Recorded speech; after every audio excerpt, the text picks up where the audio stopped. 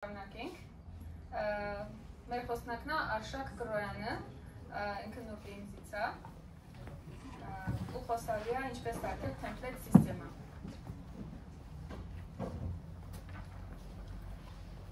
Բարև ձեզ։ Ես Արշակն եմ, ինչպես արդեն ասեց։ Այսօր պատմելու եմ Նուրգեյմսի template սիստեմաների ու փեգիրների, մոդուլների էվոլյուցիայի մասին, ինչ խնդիրներ ենք ունեցել, ոնց ենք լուծել, հույս ունեմ օգնի հատկապես սկսնակներին։ Ուրեմն ամեն ինչ սկսվեց hyper-casual օրերից, երբ որ մենք սկսեցինք hyper-casual խաղեր ստեղծել ու սկզբում երկու developer էինք ու մի քանի խաղ ստեղծելուց հետո նկատեցինք, որ մենք կուտակում ենք որոշակի գործիքներ, մոդելներ, մոտեցումներ, բայց դրանք ոնց որ առանձին են։ Խնդիրը նա էր, որ մեր կուտակած գործիքները, հատկապես կրկնվողները շատ իրարից անկախ զարգանում էին ու այդտեղ պետք է ինչ-որ ընդհանուր բան, որ ընդհանուր մոտեցում, ընդհանուր ստանդարտ։ Ու լուծումը եղավ այն, որ մենք վերցրեցինք Unity մի հատ նոր պրոյեկտ սարքեցինք, անունը հենց project template դրեցինք ու մեր բոլոր կոնֆիգուրացիաները, գործիքները, հաճախ օգտագործվող բաները այդ project template-ում ներառեցինք ու դա դարձավ մեր ստանդարտը ու եթե ինչ-որ նոր գործիք էր պետք լինում ավելացնել, դեռ ենք ավելացնում։ Ու այս գործիքը զարգացավ իր մեջ, այստեղ նշեմ, որ մեր մոտեցումը եղավ այն, որ don't repeat yourself, այսինքն մենք սկսեցինք մեր ընդհանուր գիտելիքը կուտակել մի ընդհանուր տեղ ու այդ ընդհանուր տեղը լավացնել, ոչ թե առանձին branching ունենալ գիտելիքների։ Ու project template-ը զարգացրեցինք, իր մեջ ավելացրեցինք building block-էր կոչվածը, անունը արդեն հուշում է, այս building block-երը պետք է լինեին այնպիսի կտորներ, որոնք որ միանգամից վերցնեինք ու կիրառեինք, դրանք կարող էին լինել կամերա, տարբեր քարակտերների անիմացիաներ կամ տարբեր քարակտերներով, տարբեր ոճի խաղերում, տարբեր ոճի hyper-casual խաղերում կարող ենք միանգամից վերցնեինք, կիրառեինք։ Ու project template-ը զարգանում էր իր ինչ-որ կոնկրետ կանոններով, այսինքն ամեն ինչ չէր, որ ավելացնում ենք project template-ի մեջ, իր մեջ ավելացնում ենք մենակ այն, ինչ որ հաճախ էր օգտագործվում մեկ կամ մի քանի անգամ, կամ գոնե վստահ էինք, որ էլի է օգտագործվելու։ Հակառակ դեպքում չէինք ավելացնում, որպեսզի այս project template-ի complexity-ն չմեծացնենք։ Մենք հասկանում ենք, որ եթե մենք անիմաստ շատ գործիքներ լցնենք, դրանց կիրառվելու հավանականությունը շատ քիչ է լինելու ու complexity-ն ման գալու գտնելու այդ գործիքների հիշելու բանը քիչ է լինելու։ Building block-երի մասով ավելացնեմ, որ հաճախ building block-եր ունենում էին փոքրիկ readme ֆայլ ու դեմո սցենաներ, որտեղ օգտագործողը կարող էր վերհիշել, թե այդ գործիքը ոնց է օգտագործվելու։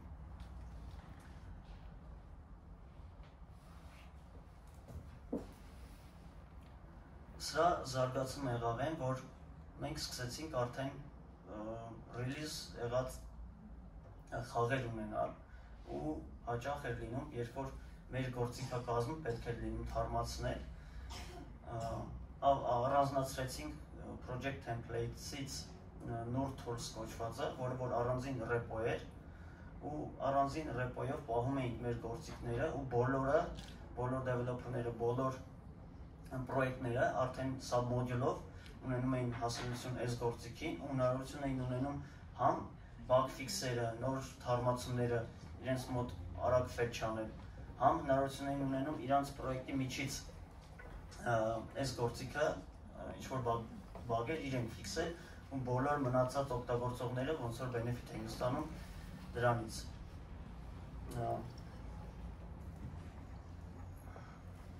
Hyper-casual ժամանակաշրջանը կամաց ավարտվեց ու եկավ hybrid casual ժամանակաշրջանը, երբ որ խաղերը ավելի հարուստ ունեին տարբեր մեխանիկաներ, բայց շատ հաճախ կրկնվող մեխանիկաներ ունեին։ Օրինակ, խաղերը ունեին upgrade սիստեմաներ, խաղերն ունեին unlock-ներ կամ շատ տարբեր top-up-ներ, ու ստեղ հասկացանք, որ որպեսզի կարողանանք արագ ու էֆեկտիվ պրոտոտայփեր անել, մեզ պետք է ինչ-որ բազա, այդ բազան պետք է լինի մոդուլյար ու հեշտ կիրառելի, համ flexible, modifiable, ու սկսեցինք փոքր քայլերից։ Հասկացանք, որ իդեալականը կարող լինի շատ ավելի մեծ սիստեմա, բայց մեծ նախնական ինչ-որ փոքրիկ բաներ կարող բավարար լիներ ու իտերացիաներով կարող գնայինք դեպի մեր պատկերացրած իդեալական մոդուլյար սիստեման։ Ու հիմք դրվեց նոր Lego սիստեմային, այստեղ մեր նպատակն էր ստանալ սիստեմայի կտորներ, մոդյուլի կտորներ, որոնք որ Lego-ի պես կարող ենք կպցնենք իրար ու կպցնելով իրար ինչ-որ նոր բան ենք ստանում, նոր սիստեմա ենք ստանում կամ սիստեմային նոր վարք ենք տալիս։ Այս նոր Lego-ում կային էլի կանոնները փորձում էինք պահել պարզ, բայց հստակ, որ հնարավոր լինի մոդուլները իրոք մոդուլյարիթի ստանալ, իրոք մոդուլյար սիստեմաներ ստանալ։ Այստեղ կանոնները հետևյալն էին, որ ցանկացած մոդյուլ պետք է հստակ define արած ինտերֆեյսների list ունենա կամ ինտերֆեյսների list, որ առանձնացնում ենք այդ մոդյուլի առանձին հենց ինտերֆեյս անունով պապկայի մեջ ու իմպլեմենտացիայի list, որը առանձին ֆոլդերով էլի պահվում էր, ստանում ենք ինտերֆեյս ու իմպլեմենտացիա։ Ու պայմանավորվածությունը, կանոնը հետևյալն էր, որ այդ մոդյուլին պետք է մենակ այդ ինտերֆեյսի միջոցով կարողանանք օգտագործել, սա նրա համար էր, որ հնարավոր լինի հեշտ modify անել, հեշտ պրոյեկտի մեջ ավելացնել, ջնջել։ Այստեղ ցավոք չեմ խոսի մոդյուլների տիպերի մասին, բայց կարամ մի քիչ ակնարկ անեմ, ավելի հստակ դառնա, տարբեր UI սիստեմաներ կամ տարբեր helper մոդյուլներ, որոնք որ շատ հաճախ են օգտագործվում խաղերի, հատկապես մեր խաղերի մեջ։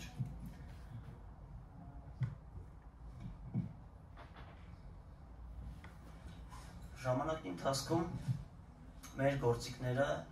երբ որ օգտագործեցինք, տեսանելի դարձավ, թե ինչ խնդիրներ ունեն մեր գործիքները ու նոր թոլսի հետ կապված խնդիրները հետևյալն էին։ Մենք մտածում էինք, որ ամեն պրոյեկտ, երբ որ կունենա սա մոդյուլ, ինքը հնարավորություն կունենա շատ արագ թարմացնելու ու նաև ինքը հնարավորություն կունենա բագերը ֆիքսելու, մնացածը դրանից բենեֆիտ ստանան, բայց դա ոնց որ հակառակ ազդեցություն էլ ունեցավ, շատ արագ պրոյեկտների անուններով բրանչեր սկսեցին առաջանալ սա մոդյուլի մեջ, որը որ շատ դժվար էր մերջ անելը ու նույնիսկ երբեմն անհնար կամ իրա տված օգուտը ավելի քիչ էր, բայց այդ սա մոդյուլը ճյուղավորվում էր, դառնում էր դեգեներատ ինչ-որ բան։ Կամ Lego-ի դեպքում մենք մտածում էինք, որ պարզ պահենք, նույնիսկ copy-paste անելով պրոյեկտի մեջ օգտագործենք, բայց իրան մտածում ենք հետևյալը, որ մենք եթե կարողանանք ստանանք իսկապես մոդուլյար կտորներ, դրա պահելու ձևը էական չի։ Եթե մոդուլյար կտորը իսկապես մոդուլյար է, պահելու ձևը շատ էական չի, հնարավոր լինի կարևոր հեշտ իրեն թարմացնել ու իրան օգտագործելու ձևն հետևյալն էր։ Մենք copy ենք անում պրոյեկտի մեջ մոդուլը ու պրոյեկտի մեջ հնարավորություն ենք ունենում իրան օգտագործել։ Բայց ստեղ էլ խնդիրը նա էր, որ քանի որ ինքը սովորական կոդի կտոր էր կամ prefab մոդուլի մեջ պրոյեկտի մեջ copy արած, այդտեղ իրան modify անելը շատ հեշտ էր դառնում ու հաճախ պատահականության արդյունք էր կամ չգիտեմ կոդ գրելու ընթացքում չէին նկատում, որ մոդուլի կոդը փոխվել կամ ու երկրորդ խնդիրն էլ էր, որ մոդուլները հաճախ ունեին dependency-ներ ու այդ dependency-ներն ձեռքով պետքա copy անեին, տանեին պրոյեկտ։ Ու այստեղ էլ մեր մոտեցումը եղավ այն, որ ոչ թե մեր developer-ների ուշադրության վրա թողնենք այդ ամեն ինչը, այլ փոխենք սիստեման այնպես, որ developer-ները հնարավորություն չունենան սխալվելու կամ շատ քիչ հնարավորություն ունենան սխալվելու։ Սրա լուծումը եղավ այն, որ մեր մոդուլները convert արեցինք Unity package-ների ու քանի որ մենք ուզում ենք, որ մեր մոդուլները private մնա, բաց չդնենք, այդտեղ օգտագործեցինք Git ռեպոզիտորիաները որպես մոդուլներ, բայց եթե տեղյակ եք, քանի որ Git ռեպոզիտորիայով Unity package manager-ը հնարավորություն չտալիս dependency-ները ավտոմատ թարմացնել ու որոշակի սահմանափակումներ կա, այստեղ մենք ավելացրեցինք մեր գործիքները, մեր մոտեցումները ու այդ ամեն ինչը ավտոմատացրեցինք կամ համարյա ավտոմատացրեցինք, նոր package-ներ ավելացնել, նոր հին package-ները ջնջել, dependency-ները update անել, այդպիսի բաներ արդեն մենք մեր layer-ը ու մեր package manager-ը կարելի ասել ունեցան ու այդ package manager-ի միջոցով մենք կարող ենք պրոյեկտի մեջ թարմացնել, ջնջել, ավելացնել ու որոշակի վալիդացիաներ անել։ Այստեղ չեմ խորանում, բայց կային նաև այլ support անող գործիքներ, որոնք որ հեշտացնում են այդ package-ների կամ մոդուլների ավելացնելը կամ մնացած մոդուլների հետ վերսիաների dependency-ների ֆիքսելը ու թարմացնելը։ Մեր կարգախոսներս դեպքում, որ քրտնաջան աշխատանքը կարևոր է, բայց պետք է նաև ունենանք լավ գործիքներ ու այդ գործիքները